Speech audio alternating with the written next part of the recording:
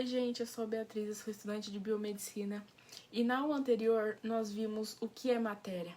Só para relembrar, matéria é tudo aquilo que possui massa e ocupa espaço.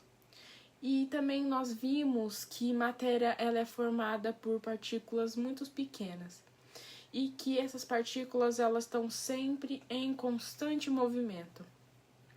E hoje nós vamos entender uma característica muito importante da matéria, que são os diferentes tipos de estado físico. E quando nós pensamos em matéria, os 3 estados físicos mais conhecidos são o estado sólido, líquido e gasoso. Mas o que faz realmente diferenciar esses tipos de estado? Vamos lá. E primeiro nós precisamos olhar para a matéria com uma escala que ela é uma partícula muito pequena. Então nós precisamos imaginar que essas partículas elas estão organizadas e que elas também se movimentam. Vamos começar pelo estado sólido. Um exemplo bastante conhecido é o cubo de gelo. Quando nós colocamos esse cubo de gelo sobre uma superfície, vamos supor que é uma mesa, ele mantém a sua forma. Isso acontece porque no estado sólido as partículas estão próximas, só que elas apresentam uma organização. No sólido, as partículas elas estão próximas e organizadas. E essas partículas elas não estão completamente paradas. Elas apresentam movimento. E esse movimento é chamado de movimento de vibração. Vamos supor, nós podemos dizer que um sólido ele apresenta forma definida e volume. Uma pedra, ela possui uma forma própria dela. Se nós colocarmos essa pedra dentro de um copo, ela não vai assumir o formato do copo. Agora vamos imaginar que esse gelo receba energia na forma de calor. E depois de muito tempo, esse gelo vai começar a derreter. E o gelo que estava no estado sólido, ele vai passar para o estado líquido. E nós temos a mudança do sólido para o líquido. E essa passagem é chamada de fusão.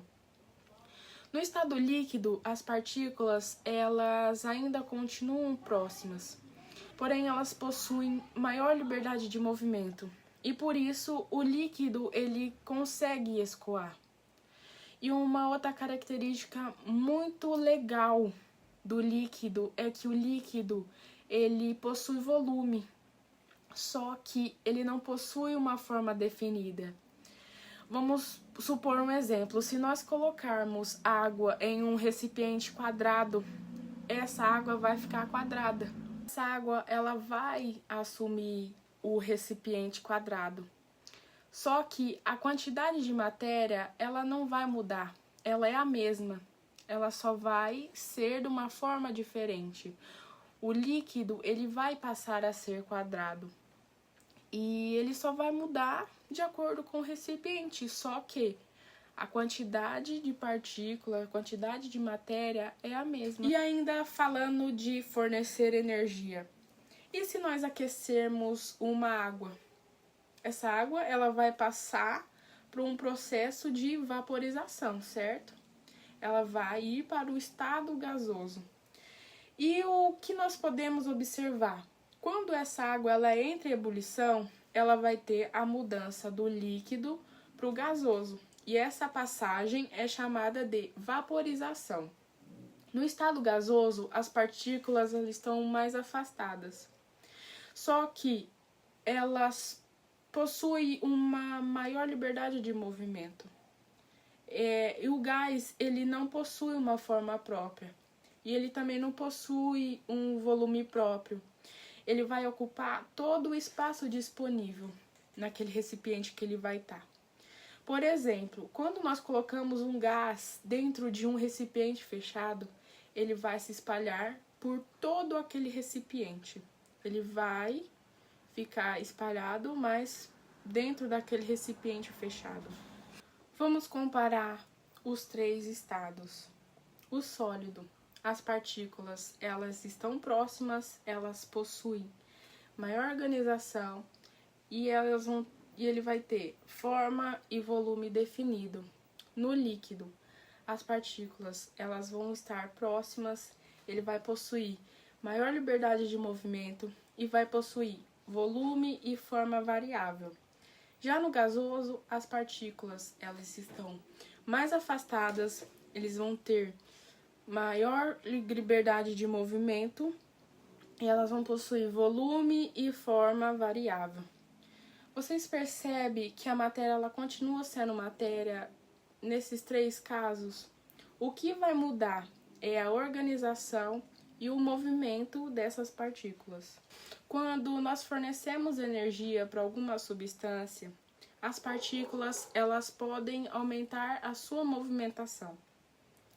E quando nós retiramos energia, essa movimentação ela pode diminuir. E isso é uma alteração que pode levar à mudança do estado físico. Vamos falar de fusão. A primeira mudança de estado que nós vamos falar vai ser a fusão. A fusão é a passagem do estado sólido para o estado líquido. E um exemplo que nós temos comum é o gelo derretido. Quando o gelo ele vai receber energia térmica, as suas partículas elas vão ficar mais agitadas. E com o aumento dessa energia, a organização que tem no sólido, ela vai ser alterada. Então, nós temos a passagem para o estado líquido. E esse processo é chamado de fusão. Agora, vamos fazer o caminho contrário. Se nós temos uma água líquida e nós retiramos energia térmica, ela vai ter a transformação em gelo.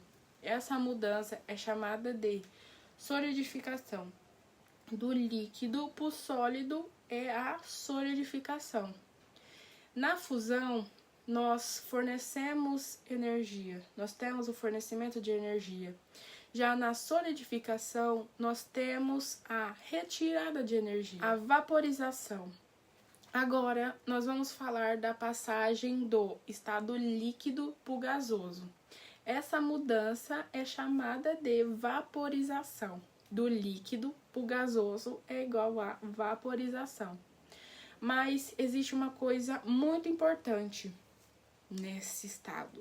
A vaporização ela pode acontecer de três maneiras diferentes: evaporação, ebulição e cefaleição. A evaporação é uma vaporização lenta e ela ocorre na superfície do líquido. Um exemplo muito comum é quando nós temos a roupa secando no varal. Aquela água presente naquela roupa, ela não precisa chegar numa temperatura de ebulição para ela passar para o estado gasoso. E algumas partículas que estão na superfície, elas conseguem escapar do líquido e passar para o estado gasoso. E esse processo é chamado de evaporação. Vamos falar da ebulição. Agora, vamos imaginar uma panela com água sendo aquecida. À medida que nós estamos fornecendo energia, a temperatura dessa água ela vai aumentar. E quando nós atingimos a temperatura de ebulição, nós vemos que formam bolhas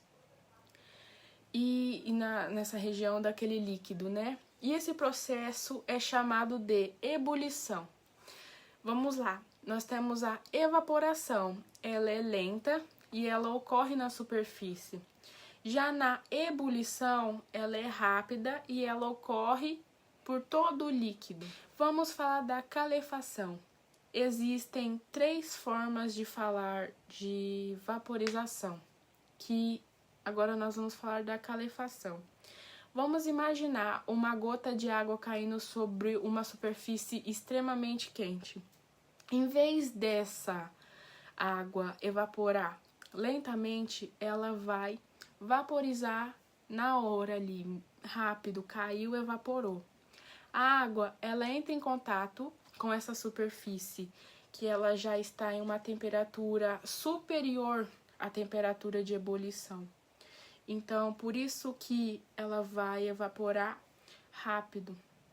E esse processo é chamado de calefação. Agora, vamos para um caminho contrário da vaporização, que é a condensação. Nós temos um gás querendo entrar para o estado líquido.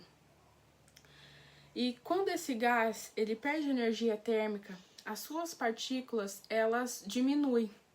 O seu movimento, eles vão se aproximar. E então nós temos a condensação, que é do estado gasoso para o líquido. O exemplo muito comum quando falamos de vapor é a água quando ela entra em contato com uma superfície fria. E aí nós podemos observar que pequenas gotículas de água elas vão se formar. Então, por isso que chove. O processo da chuva é um processo de condensação. Vamos falar da sublimação. Agora nós chegamos em uma mudança de estado diferente. Na maioria que nós citamos aqui, as mudanças da matéria, elas passam por um estado intermediário. Por exemplo, o sólido passa por líquido, do líquido vai para o gasoso. Mas existe uma situação que isso não acontece. Uma substância que ela passa direto, que ela passa do estado sólido para o gasoso. E essa mudança é chamada de sublimação. Do sólido para o gasoso, nós temos a sublimação. Nossa, até errei, gente, perdão. E nós temos a sublimação. E um exemplo que nós temos no nosso cotidiano é o gelo seco.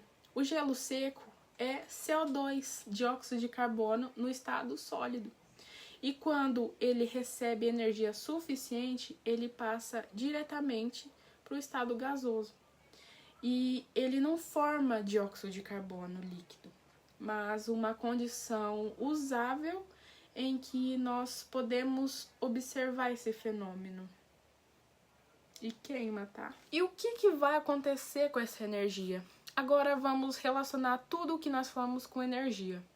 Quando uma substância ela recebe energia, as suas partículas elas tendem a aumentar o seu movimento, a sua movimentação. E isso acontece porque, vamos citar o exemplo da fusão e da vaporização. O que vai receber energia? O sólido, o líquido e o gasoso. Já quando a substância ela perde energia, as partículas elas tendem a diminuir a sua movimentação. Elas vão perder energia, que é o gasoso, líquido e sólido. E por isso nós podemos organizar essas mudanças de estado em dois grupos. Agora nós vamos falar do processo endotérmico e exotérmico. Quando um sistema absorve energia térmica do ambiente, nós dizemos que ele é um processo endotérmico. E na abordagem das mudanças de estado, nós podemos considerar os processos endotérmicos, a fusão, a vaporização e a sublimação. E já quando ocorre uma liberação de energia térmica para o ambiente, nós temos um processo de exotérmico. Nas mudanças de estado, nós podemos considerar a solidificação, a condensação e também a ressublimação, mas eu não falei sobre isso. Vamos lá. Endotérmico. Endo, dentro. Exo, fora. Então, lembra, exo. Fora, endo, dentro. E agora, para mim finalizar o vídeo, eu vou falar de um detalhe muito importante. Quando dizemos que uma mudança de estado é endotérmica ou exotérmica, nós estamos falando de transferência de energia térmica. E durante esse processo, isso não significa simplesmente dizer que essa substância ela ficou quente ou fria. Não é isso. E o conceito ele está relacionado à energia que o sistema ele vai receber ou ele vai liberar durante a sua transformação, beleza? Então, gente, foi esse a outra tentativa de aula para vocês. Deixe um comentário aqui para mim saber o que vocês estão achando dessas videoaulas. E dê um feedback no que eu possa melhorar, no que vocês quiserem, né, que eu traga aqui para vocês também de conteúdo. E compartilha com os amigos. Um beijo.